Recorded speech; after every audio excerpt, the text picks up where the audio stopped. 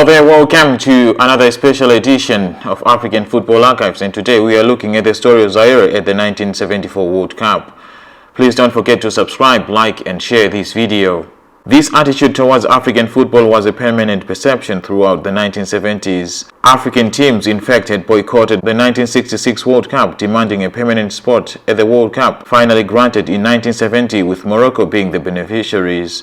Despite a decent showing from Morocco, African football was seen entirely as inferior to the European and South American levels throughout the 1970s. Realistically, Europe's loss of centrality on the world stage skewed sports commentators' perception of these nations. Instead of recognizing the amazing 8-year rise of a country that was in utter turmoil, the European press focused on changing qualification, supposedly devaluing the World Cup.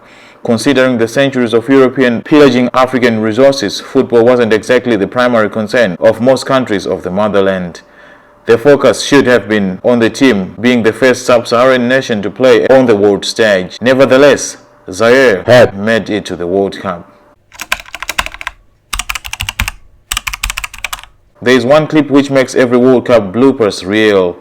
During the game between Brazil and Zaire at the 1974 World Cup, when the whistle blows for a Brazilian free kick, Zairean fullback Mwepu Ilunga charges toward to put the ball back in Brazil's half. But there is much to Zaire's story at the 1974 World Cup than being a mere few-second laughingstock. Zaire may have ended up being the whipping boys of the 1974 World Cup, dismissed at the time by the European media as a plucky African nation who didn't understand the rules, but the truth is they knew the rules all too well. This incredible story is how a tyrannical regime in the heart of Congo ultimately derailed the hopes of the Leopards on the world's biggest stage.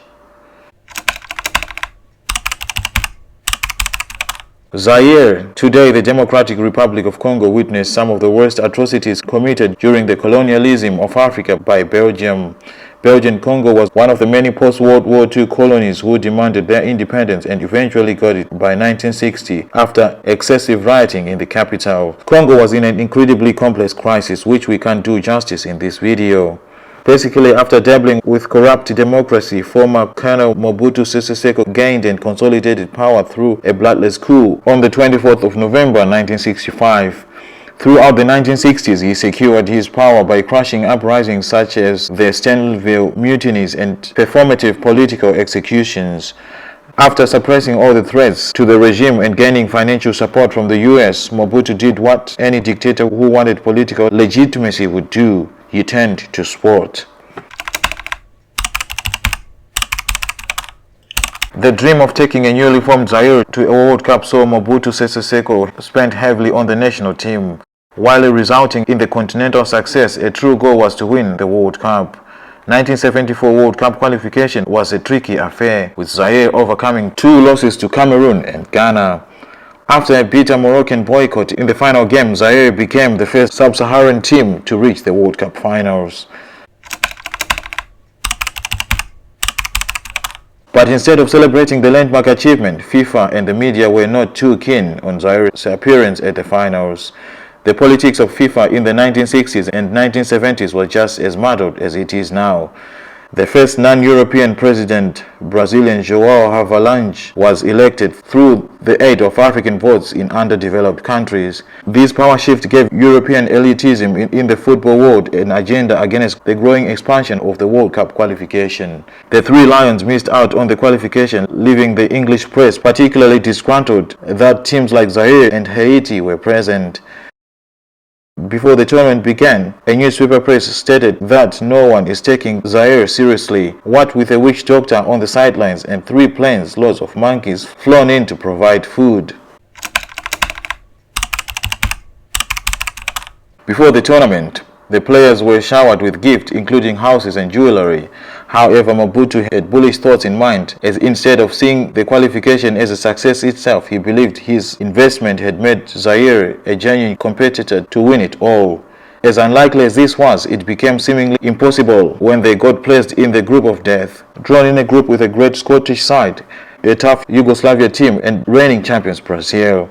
Despite this, Mobutu sent them away with high aspirations and the promise of big match bonuses. While massive underdogs going into the group stages, Zaire had a lot of credibility in their own right. Ndaya Mulamba, nicknamed Mutumbula, meaning assassin, still holds the record for most goals scored in an African Cup of Nations tournament, which is 9. Yugoslavia-born coach Blagoje Vidic instilled an incredibly physical game plan that made them tough to beat.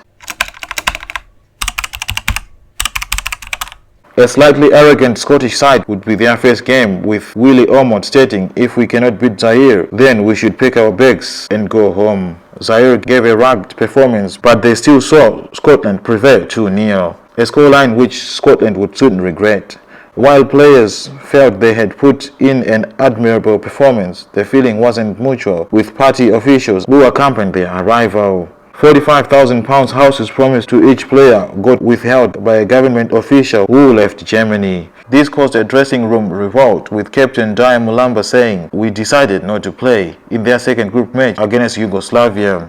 FIFA, being FIFA, did not care that the Zaire players had been betrayed by their ruthless dictator and demanded that Zaire play against Yugoslavia. This led to the biggest World Cup defeat in history, only eclipsed 8 years later by Hungary over El Salvador, a 9-0 thrashing in which some of the goals conceded are laughable.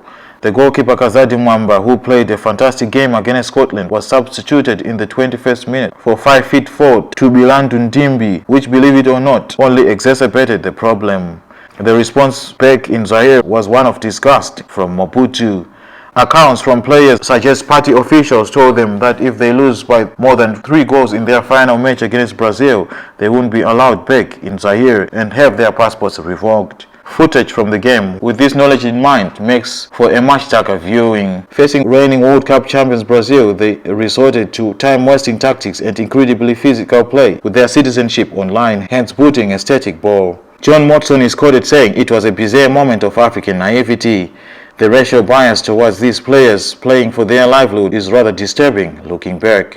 The focus on their World Cup place being undeserved rather than the incredible rise of post-colonial Zaire highlights the racist ideology still in European football in the 1970s. In reality, a cutthroat dictator rose from the bloodshed Belgium had left in Congo, and that hostile climate forced players to play for their livelihood on the world's biggest stage. Instead of digging a little deeper for the truth behind this bizarre moment, the time-consuming clearance only served as justification for the bias towards African participation at the tournament. While desperately fighting, the European media snorted at the prospect of underdeveloped countries that they were responsible for stifling, rightfully playing at the World Cup. The truth is, the 2-time African Cup of Nations champions deserved to be at the World Cup and deserved to live their dream without fearing for their family's safety. That's all for this episode of African Football Archives. If there is something that you suggest I post on this channel, please feel free to let us know in the comment section below. Don't forget to subscribe, like and share this video. Till next time, it's goodbye.